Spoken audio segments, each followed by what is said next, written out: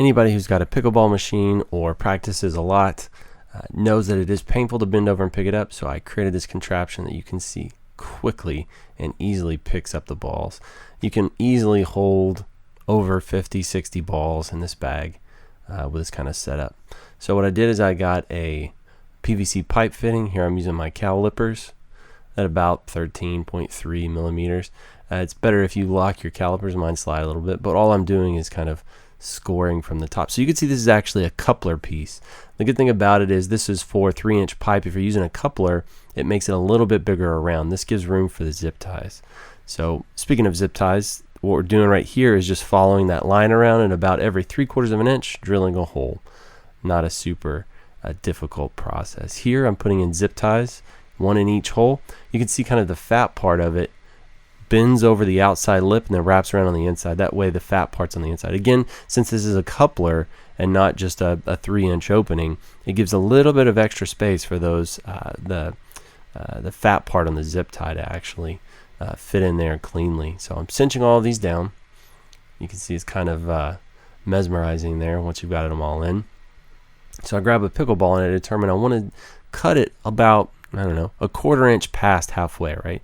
So the idea is they all stick out, or maybe it's about a 1/2 inch, about 1/2 inch past the halfway mark. So that way, when you push the pickleball in, you can see it here, that they still kind of remain pointing up. That way the balls aren't going to get forced back down, especially if you get a lot in there and there's some additional weight. You don't want them having too much space. Again, even if you mess up and cut them too short, you can always cut them again and redo them.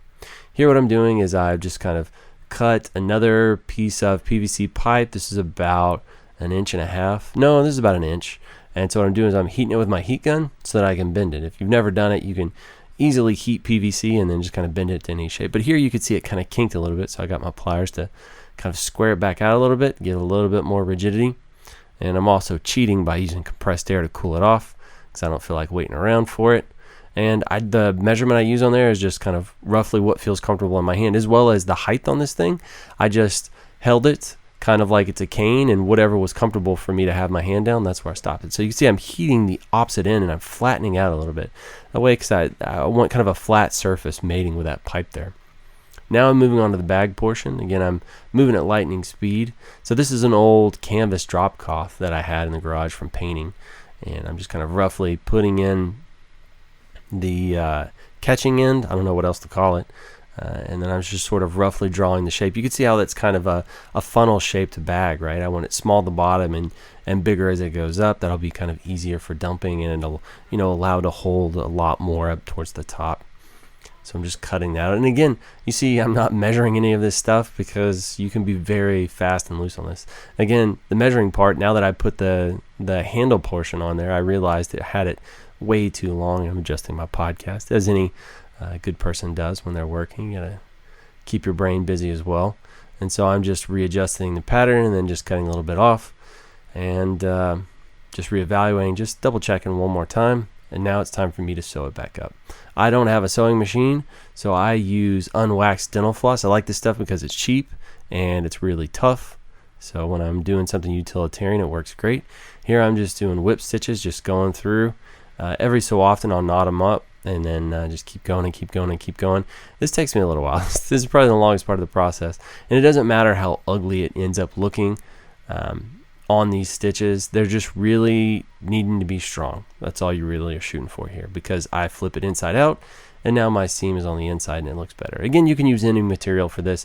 I'm just trying to do this on a budget as cheaply as possible. And believe it or not, I ended up making this thing for, I think, right around $10. So now I'm drilling like an 1/8 inch hole in the catcher portion as well as an 1/8 inch hole in the handle. What I tried doing here was pop riveting them together. That was a bad idea. Don't do that.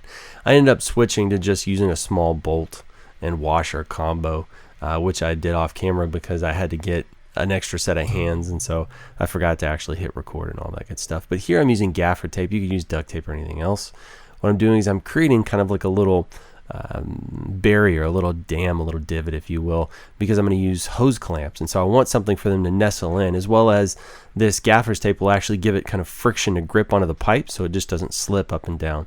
I actually do a little barrier piece up the tops and right at the bottoms because I'm using 2 hose clamps combinations, right? One at the bottom to kind of hold it, hold the bag on, and then one towards the top, which actually helps add rigidity to the handle, to the catcher piece. I mean, I guess they both technically add rigidity. So here's the hose clamps.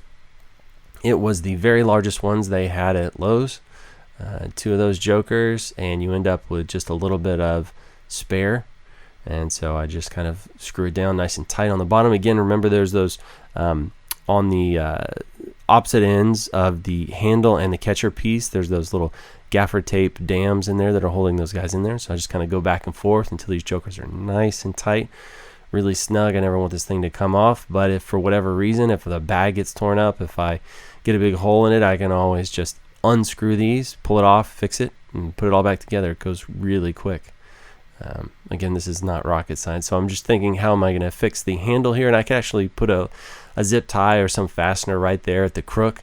And I thought, you know what, let me just be lazy, and I will pull the back of the bag over the handle, the back of the handle piece, because I actually had enough slack on it, and then I just put a zip tie over it and cut it with my dikes, and Bob's your uncle. Get it cinched on there nice and tight, and that's pretty much it. You saw how fast it went together. This whole thing was probably 45 minutes, somewhere around there, less than an hour for sure, start to finish. You see my zip ties, the handle, the bag. The bag just hangs kind of nice and loose. It's a good height for me. I'm 6'3", so it's probably a little bit taller than some people would want. But again, as you can see, it just so simply picks up balls. You just give it a little push, and they pop right in there. You can see how they all kind of just start congregating at the bottom and working their way up. Again, yeah, I've done like over 50 balls in this thing at once, and it's easy just to dump them into my pitching machine. I have a tutor. Again, when you're done with it, you can just take the bag and just kind of twist it around the handle, and you are done. And if you guys find this useful, if you end up doing it, drop me a comment. I love to see people making stuff. Have fun. Bye.